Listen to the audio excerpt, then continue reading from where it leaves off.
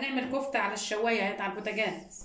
معايا نص كيلو لحمه اهو، حطيت عليه بصله كبيره، صفات منها الميه، خدت الميه اهي حطيت عليها معلقه صلصه ومعلقتين زيت، وحطيت البصله البشر بتاع البصله بعد ما بشرتها، خدت التفل بتاعها هنا والميه هنا، وحطيت عليها بقى شويه بهارات، ملح وفلفل وشويه ومعلقه من السبع بهارات وشويه بودره ثوم وبودره بصل وتوابل كفته ومعلقه صغيره بيكنج باودر عشان ما تخليش اللحمه تكش معاك.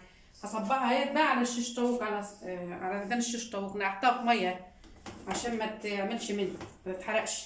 بسم الله الرحمن الرحيم. بسم الله كده اهوت، هجيبها على ميدان الشيش طاووق اهي. هكون مولعه على الشوايه، بحط فيها شويه ميه تحت في قلب فيها اهيت، وادهنها زيت.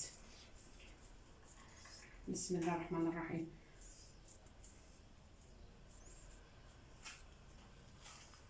اولع هي زيت وصلصه، وابتدي اصبعها بقى وما تخليهاش قوي عشان تستوي معاك كويس.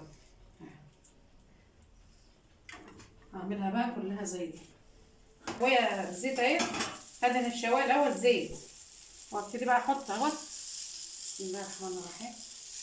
وما اقلبش خالص، لازم الطشه اسمها الطشه دي تبقى سخنه، ما اقلبش خالص عشان ما تتعملش منها. اهي بسم الله ما شاء الله صلى الله عليه وسلم.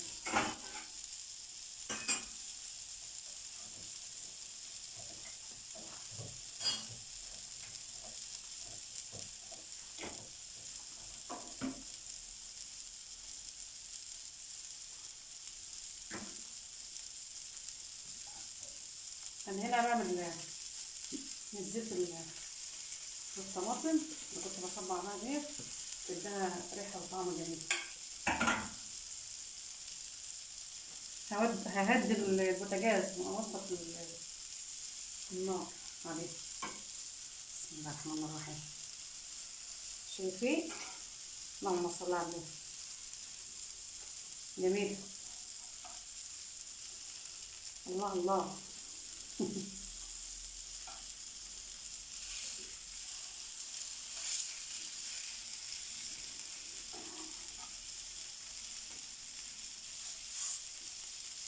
هكتب لكم المقادير في صندوق الوصف.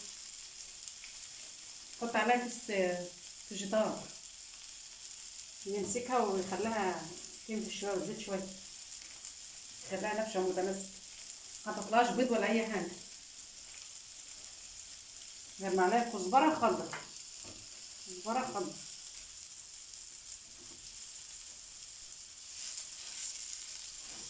اهم حاجه البصله تصفيها من الميه بتاعتها، تحط عليها شويه ملح هتصفى معاك سهل جدا. الملح هيدبلها يخليها تنزل الميه اللي فيها. هناخد الميه هنصبع بيها ونحط البشر بتاع البصل بس، عشان الميه بتاع البصل اللي بتخلي اللحمه منك تفك. بسم الله ما شاء الله اهي. اللهم صل على النبي اهي. تقريبا كل ده صبع.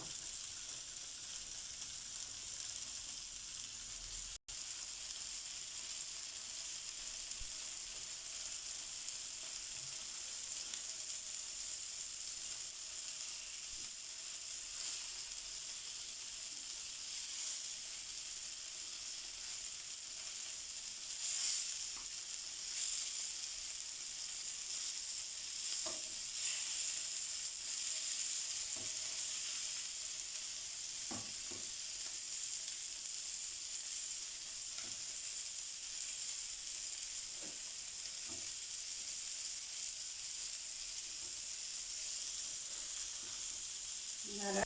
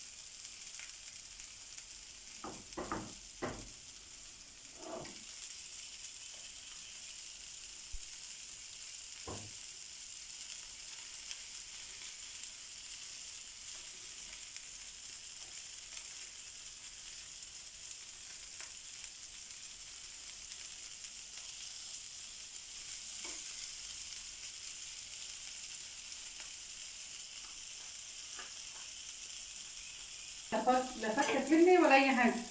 شايفين؟ اللهم صل على النبي. حطوا لايك بقى وشير يا حبايبي. شايفين اللحمه بقى كفته وريحتها طالعه جميل، لا فحم ولا اي حاجه. هنجيب فحميه بقى لو عايزه تعمليها بريحه الفحم، وتصفيها بيها. تصفيها عليها الزيت تاخد ريحه الفحم.